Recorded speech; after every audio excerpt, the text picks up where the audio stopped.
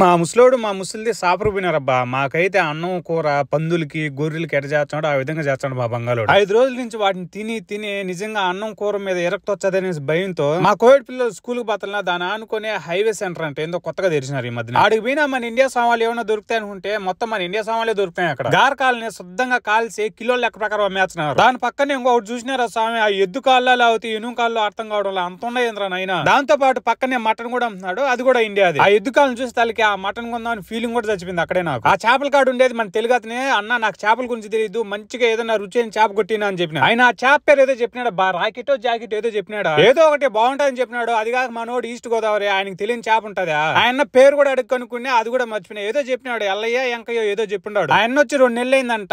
చేప మాత్రం ఎక్కువ వేసినాడు కానీ దుడ్డు మాత్రం తక్కువ తీసుకున్నాడు నా దగ్గర. తెలుగోడు అనే అభిమానం ఏమో తెలియదు. నేను చేసిన తప్పిందంటే క్లీన్ చేసిన దానికి డబ్బులు ఇవ్వాలా, కానీ నేను మర్చిపోయినా ఆయన నన్ను అడగల. రేపు మర్చిపోకుండా ఖచ్చితంగా ఇవ్వాలా.